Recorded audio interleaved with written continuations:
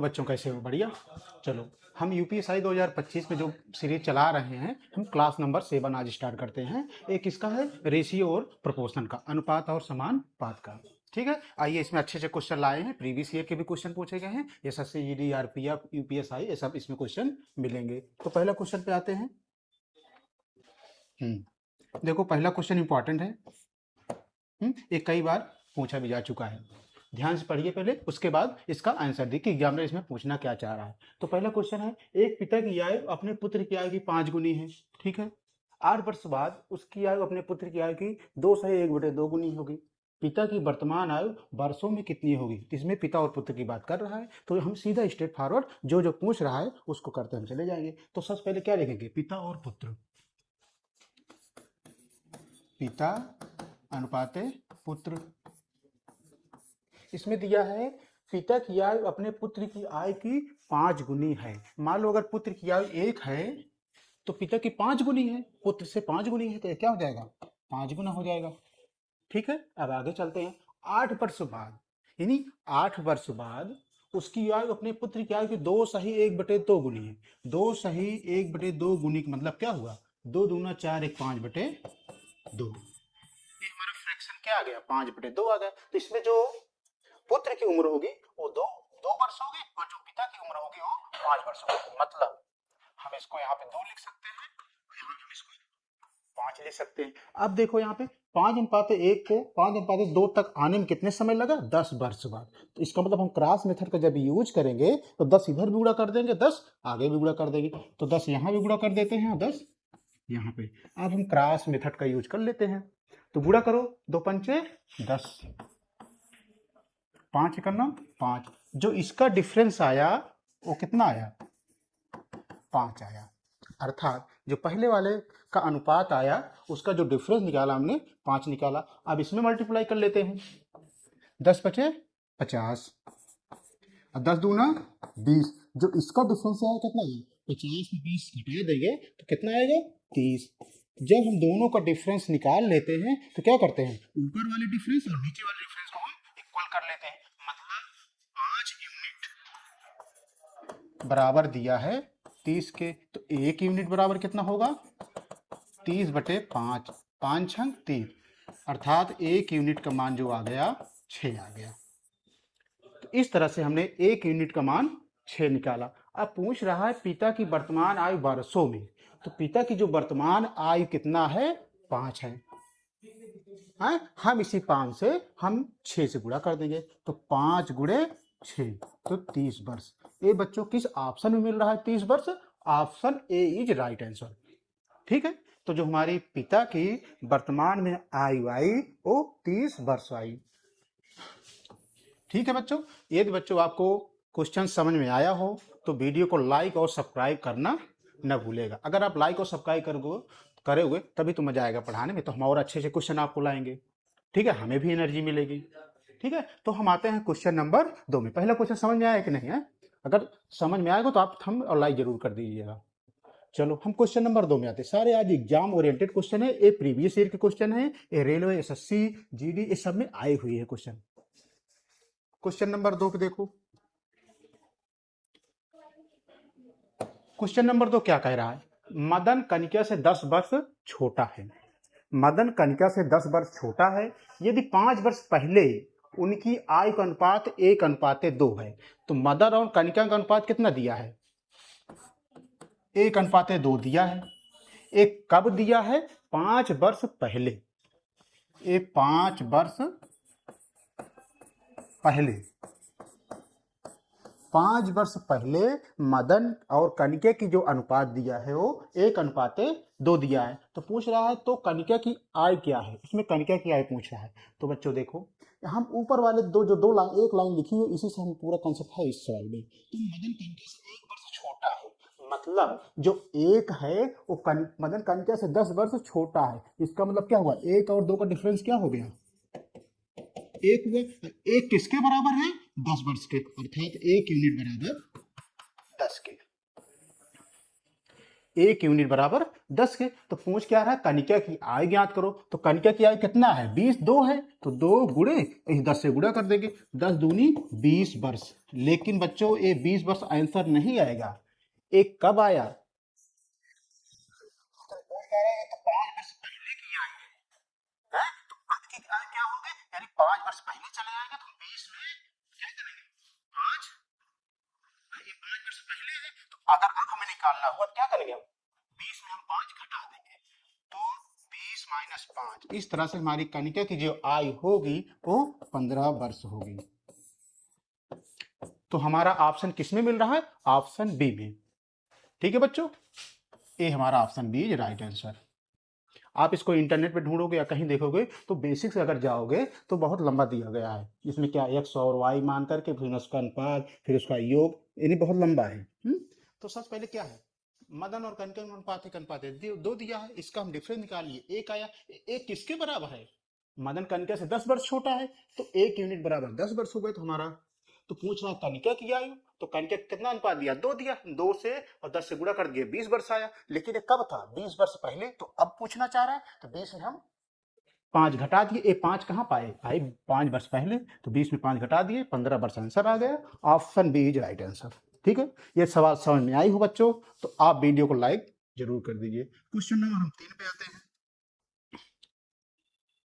देखो question number 3 ए exam में आया हुआ है और एसएससी में 90% आने का चांस रहता है। एसएससी जीडी आरपीएफ ये सब में आए हैं क्वेश्चन है। तो देखो मजेदार सवाल है, थोड़ा लैंग्वेज में लंबा है लेकिन आप कॉन्सेप्ट समझेंगे तो बहुत सरल लगेगा। आप हमारे साथ जुड़े रहिए, चैनल को लाइक और सब्सक्राइब करते रहिए। हम आपको इस तरह से सवाल को बहुत सरल सरल तरीके से बताऊंगा कि आपको ज्यादा समय बिल्कुल नहीं लगेगा। ठीक है, वर्तमान में एक्स की आयु वाई की आयु के 3 गुने से 5 वर्ष अधिक है। सबसे पहले लैंग्वेज समझो, उसके बाद उसका इक्वेशन बनाओ। वर्तमान में एक्स की आयु वाई की आयु के 3 गुने से, वर्तमान में एक्स की आयु वाई की आयु के 3 गुने से, वाई की आयु के 3 गुने से, गुना मतलब गुणा, 5 वर्ष अधिक, यानी 5 वर्ष अधिक है। इसको इक्वेशन 1 मान लो। ठीक है, 5 वर्ष बाद एक्स की आयु 5 वर्ष बाद, यानी एक्स प्लस 5 है। जहां बाद आए वहां पे मैंने कल बताया था, जहां बाद आए उसका मतलब वहां पे प्लस लगेगा, जहां पे पहले आए मतलब वो माइनस है। 5 वर्ष बाद एक्स की आयु 3 वर्ष पहले, 3 वर्ष पहले वाई की आयु की 5 गुने से, वाई की से 5 गुने से 5 वर्ष अधिक है, 5 वर्ष अधिक है। ये हमारा 2 इक्वेशन है, पहले ध्यान से समझो। पहला इक्वेशन समझ में आया कैसे बना। दूसरा कह रहा है 5 वर्ष बाद एक्स की आयु, जहां 5 वर्ष बाद वहां मतलब है कि जुड़ जाएगा एक्स प्लस 5 बराबर 3 वर्ष पहले, 3 वर्ष पहले मतलब वाई में 3 घटा दिए, पहले मतलब घटा दिए, वाई की आयु 5 गुने से ब्रेकेट करके 5 गुना कर दिया, 5 वर्ष अधिक है 5 इसमें जोड़ दिया। अब पूछ रहा है एक्स की वर्तमान आयु ज्ञात करो, तो हम इसको पहले सरल कर लेते हैं। तो एक्स प्लस 5 बराबर 5 गुणा करो 5 वाई माइनस 15 और प्लस 5, ये हमारा हो गया इक्वेशन। अभी और सरल कर लो, एक्स प्लस 5 बराबर 5 वाई माइनस 15 में प्लस 5।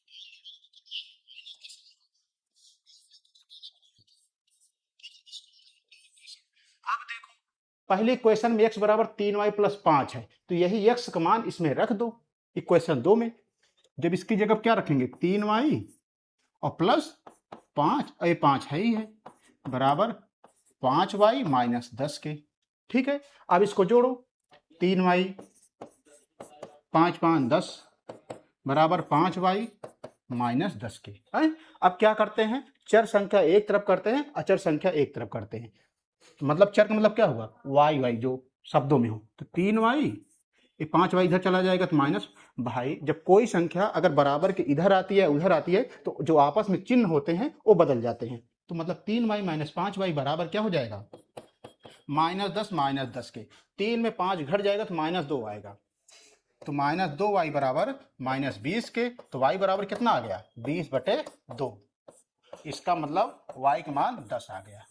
इस तरह से हमने y का मान 10 निकाला। लेकिन सवाल में पूछ क्या रहा है, x की वर्तमान आय ज्ञात करो। हमें x का मान पूछ रहा है, तो हम यही y का मान अगर हम पहले समीकरण में रख देंगे तो हमें x का मान आ जाएगा।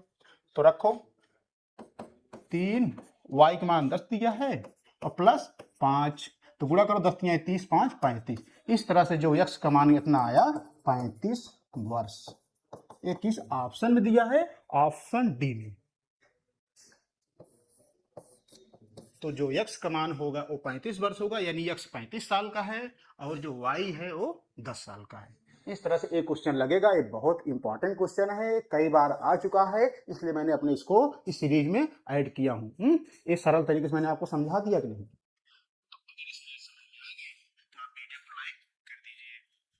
क्वेश्चन नंबर हम 4 पे आते हैं। देखो क्वेश्चन नंबर 4 क्या कह रहा है, ये भी अच्छा सवाल है। मुकेश और राकेश की आय का योग 47 वर्ष है, ठीक है।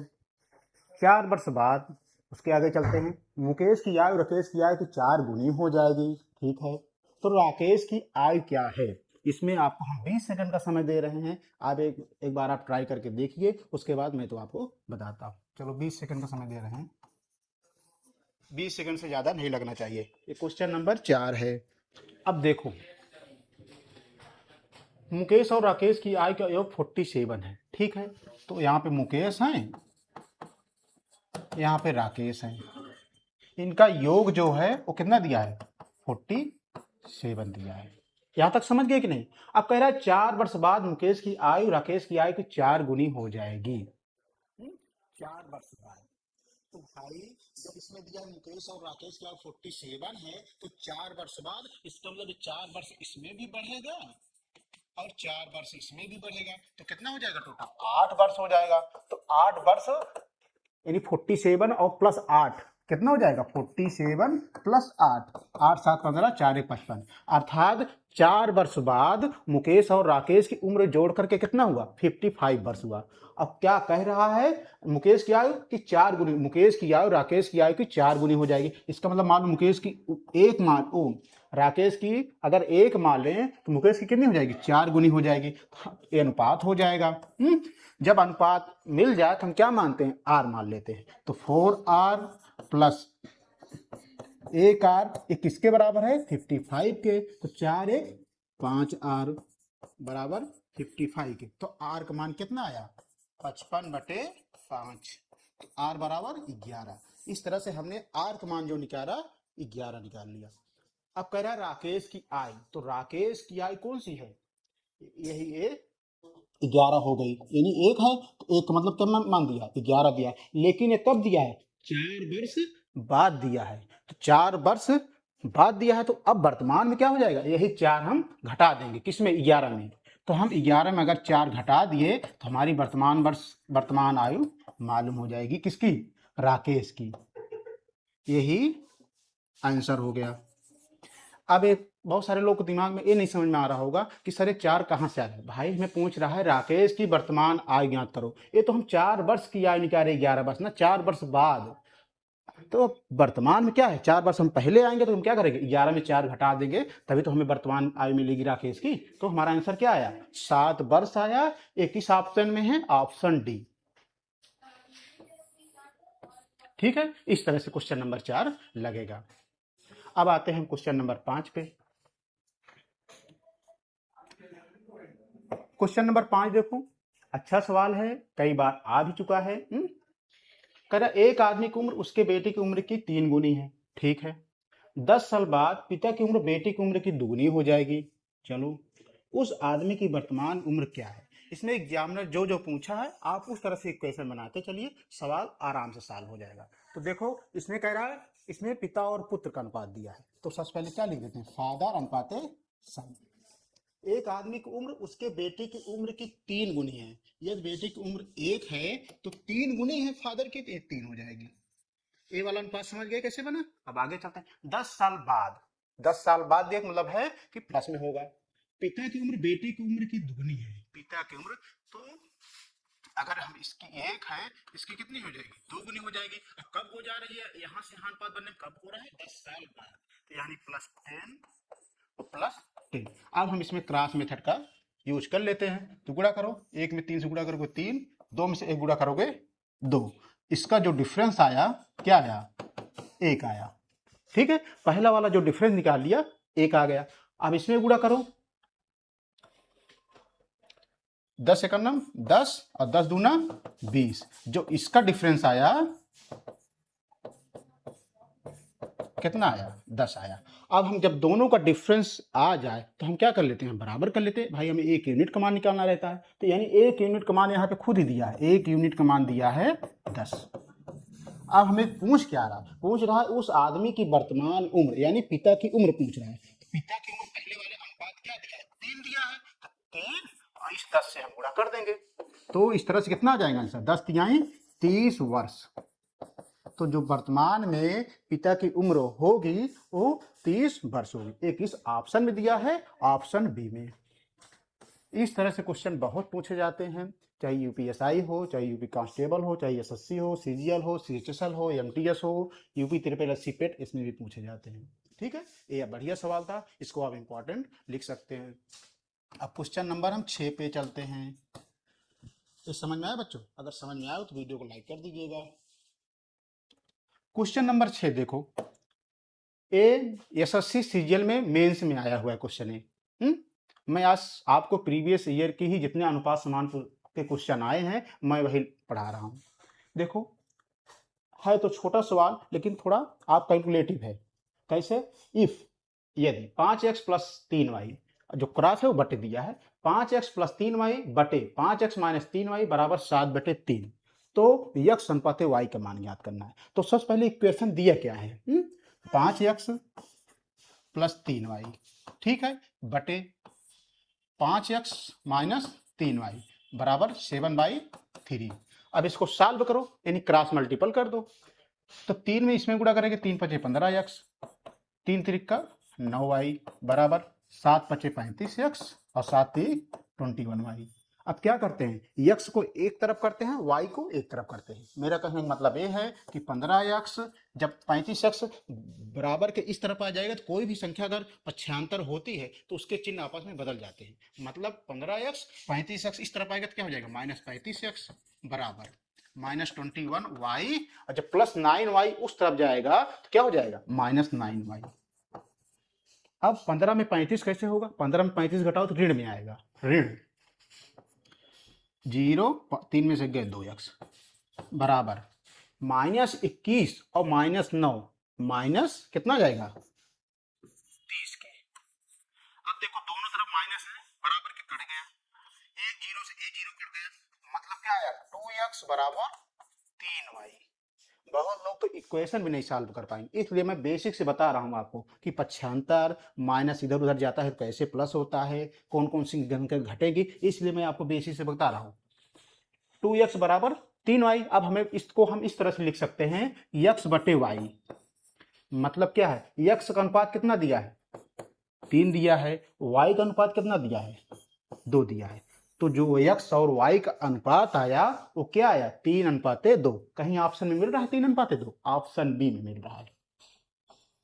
तो हम x बटे y को लिख सकते हैं, x अनुपात y बराबर 3/2 को लिख सकते हैं 3/2।